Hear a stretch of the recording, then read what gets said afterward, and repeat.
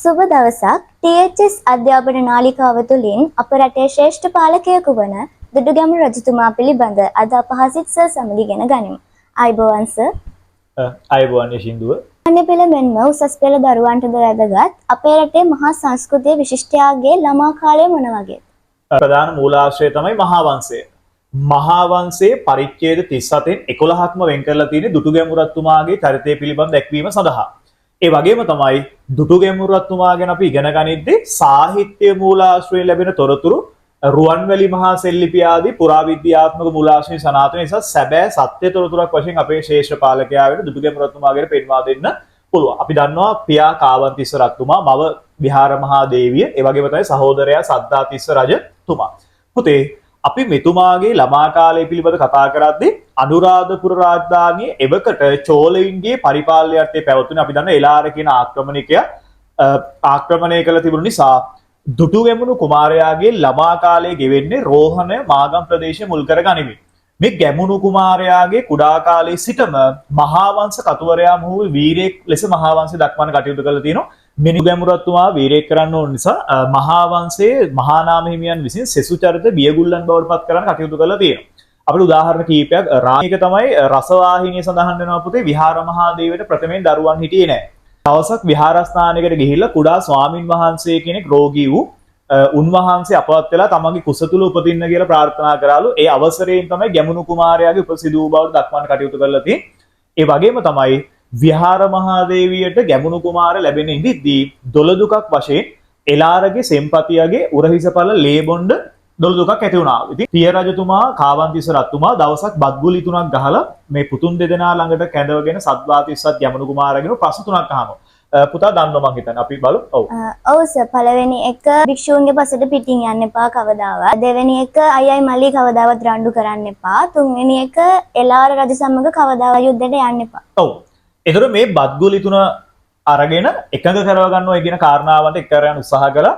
පළවෙනි බත්ගුලියත් ආහාරයට ගත්තා. දෙවෙනි බත්ගුලියත් ආහාරයට ගත්තා. හැබැයි කවදාවත් එලාරත් එක්ක යුද්ධ කරන්න එපා කියන එක දුටුගැමුණු රජතුමා පිළිගත්තේ නැහැ. සද්ධාතිස්ස රජතුමාවත් කෑවත් දුටුගැමුණු රජතුමා කෑවේ නැහැ. ගිහින් වකුටු වෙලා ඇඳේ නිදාගෙන ඉදිද්දී විහාර මහදේව විහාර පුතේයි කවදාවත් නැතුව වකුටු වෙලා නිදාගන්න අවස්ථාවේ ප්‍රකාශ කරනවා උතුරින් හැඩි දෙමළුන් දකුණින් ගොළු මුහුදත් මෑණියනේ මං කෙසේ නිදාගන්නේද කියලා අහලා පසුව තාත්තට මාලිගාවට ස්ත්‍රී ආභරණ යවනවා. ඒ අවස්ථාවේදී තාත්තට කේන්ති ගිහිල්ලා ඒ අවස්ථාවේදී දුටුගැමුණු කුමාරයා මාලිගාවෙන් පලා යනවා. පසුව දුටුගැමුණු කුමාරයා නැවතත් මාලිගාවට පැමිණෙන්නේ පිය රජතුමාගේ අභාවයෙන් පස්සේ. ඉතින් ළමා කාලය පිළිබඳ කතා කරද්දී දුටුගැමුණු කුමාරයා පුතේ අපිට ගන්න තියෙන ආදර්ශය තමයි ඕනම කෙනෙක්ගේ චරිතය ගොඩනැගෙන්නේ පොඩි කාලේ.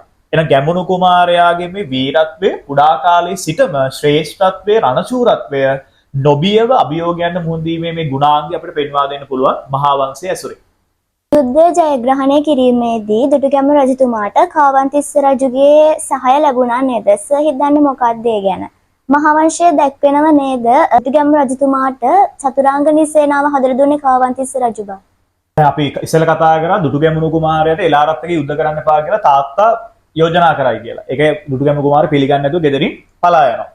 පුතේ ඒක විචාරකයන් ඉතිහාසයේ සලකන්නේ තීක්ෂණ බුද්ධියෙන් හෙබි සුදුසු කාලේ එනකන් ගැමුණු කුමාරයව මාලිගාවේ පවත්ව ගන්න තමයි තාත්තා මේ සියලු දේ සිද්ධ කළේ. පසෙකින් එසේ දුටුගැමුණු කුමාරයාගේ පරිණතිය වෙනකන් ඔහු ආරක්ෂා කරා වගේම තමයි එතුමාට අවශ්‍ය සියලු යුදමය ශක්තිය ගොඩනගන්නත් කාවන්තිස්ස රජතුමා කටයුතු කරා. සෝනලෝම කියන ප්‍රදේශවල ප්‍රාදේශීය පාලක එකතු කරගෙන රෝහණ ප්‍රදේශ එක්සත් කරන්න විශාල දායකත්වයක් සපයන්නේ කාවන්තිස්ස රජතුමා.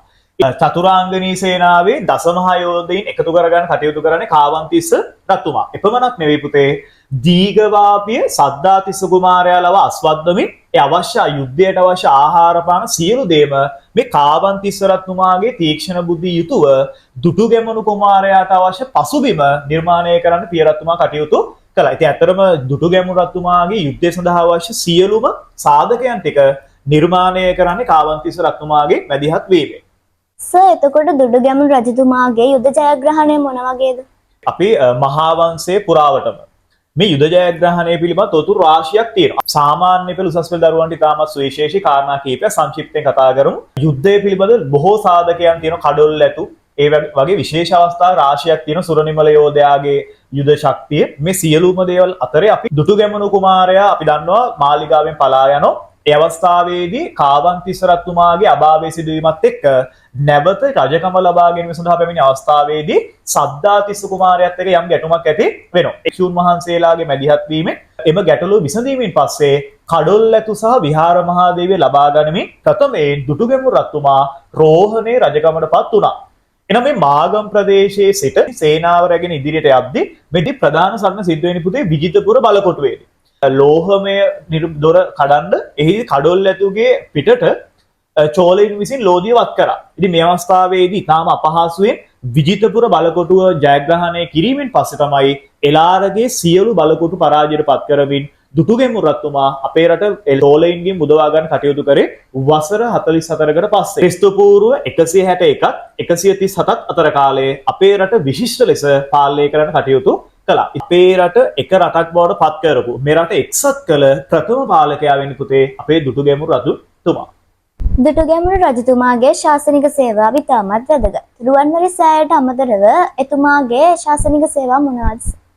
පුතේ රුවන්වැලි මහා සෑය ගොඩනගන්නේ එතුමාගේ ජීවිත අවසාන කාලයේදී. ඊට ප්‍රථම බොහෝ ආගමික කාර්යයන් එතුමා සිද්ධ කළා. අපි කතා කරා එලාර ඝාතනයෙන් පස්සේ පුතේ සොහොනක් ඉදි කරලා එලාර රත්තුමාට ගෞරව කරන්න එතුමා කටයුතු කළා. එතුලින් දුටුගැමුණු රත්තුමාගේ රාජතාන්ත්‍රිකභාවය පිළිබඳ සහජීවනය පිළිබඳ ඒ වගේම තමයි වැදගත්කම පිළිබඳව පුතේ අපිට හොඳ ආදර්ශයක් ගන්න පුළුවන්. තමන්ගේ සතුරාට පවා ගෞරව කිරීමට දුටුගැමුණු රත්තුමා ඊටම නිහතමානීව කටයුතු කළා. ඉතින් ඒ තමයි පුතේ ශ්‍රේෂ්ඨ පාලකයෙක්ගේ ලක්ෂණ. ඉතින් එතුමාට ඒ ආభాසය ලැබෙන්නේ මහා විහාරය ඇසුරු කරමින් කුඩා කාලයේදී බුදුදහමත් එක්ක ගොඩනැගිච්ච නිසා. ඒ පුතා දන්නවා දුටුගැමුණු රත්තුමාගේ ශ්‍රේෂ්ඨ ආදර්ශ පාඨය. මාගේ මේ ව්‍යායාමය හුදෙක් රජසැප පිණිස නොව බුද්ධ ශාසනයේ චිරස්ථිතිය උදෙසායි. ඔව්.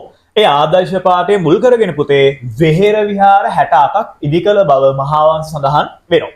ඒ අතර අපි පොඩි කාලේ අපි ඉගෙනගෙන තියෙනවා පුතේ රජතුමාගේ යහපත් පුරුද්දක් තිබ්බ ආහාරයට ගන්න සියලු දේ භික්ෂූන් වහන්සේලාට පූජා කරන්න. දවසක් මිරිස් ව්‍යංජනයක් පූජා කරන්න අමතක වෙලා තමන්ටම සෝ දඩුවමක් වශයෙන් ඉදිකරා පුතේ මිරිස වැටිය දාගැබ. වගේම තමයි මහා විහාරයේ කුඩා භික්ෂූන් වහන්සේලාට අධ්‍යාපන කටයුතු හැදෑරීම සඳහා ලෝවා මහා ප්‍රාසාදය කියන මහල් ළමයෙකුදු ගොඩනැගිල්ලක් ඉදි කරන්නත් එතුමා කටයුතු කරා. වෙසක් උත්සව 24ක් එතුමාගේ රාජ්‍ය කාලය තුල අනුග්‍රහය දක්වන්නත් රෝහල් 18ක් දෙවයින පුරා ඉදි කරන්නත් එතුමා කටයුතු කළේ මේ බෞද්ධ ආගම මුල් කරගත් ජනතා සේවයට කැප වෙමින්. ඒ වගේම තමයි පුතේ මෙතුමා මේ විහාර සංකීර්ණ ආරාම ඉදි කිරීමේදී ඒ සියලු සේවකයන්ට බත් වැටුප් ගෙවූ බව මහාවංශ සඳහන් වෙනවා. ඉතින් ඒ වගේ ශ්‍රේෂ්ඨ පාලකයෙක් වශයෙන් මෙතුමා පෙන්වා දෙන්න පුළුවන්. ජීවිතයේ අවසාන කාලයේදී රුවන්වැලි මහා සෑය නම් මහා දැවැන්ත මහා ස්තූපය ඉදි කරන්න කටයුතු කරා. මේ රුවන්වැලි මහා සෑය ඉදි කරද්දී සුවිශේෂී කාරණා ගණනාවක් තියෙනවා. මීට පෙර දේවානම්පිය තිස්ස රජතුමාගේ කාලයේදී රුවන්වැලි මහා සෑය ඉදි කරන ස්ථානයේ ගල් සලකුණක් තබන්න එතුමා කටයුතු කරා. මේ ජනප්‍රවාද තොරතුරු අනුව මේ ස්ථානයේ රත්නමාලී නම් දෙවියෙක් අරගෙන සිටිනෝ. ඒ දෙවියත් එක්ක පසුකාලීනව සහයෝගයෙන් කටයුතු කිරීමේ පසු තමයි රුවන්වැලි මහා සෑය ඉදිකිරීමේ භූමිය තෝරා ගන්න. මෙහි හතරැස් කොටුව ආසන්නයට පැමිණෙද්දී රතුමාට තේරෙනවා මගේ ජීවිත අවසාන කාලයේ බව. ඒ අනුව සද්ධාතිස්ස කුමාරයාට යෝජනා කළා මට මේක මැරෙන්න කලින් දකින්න ආසයි.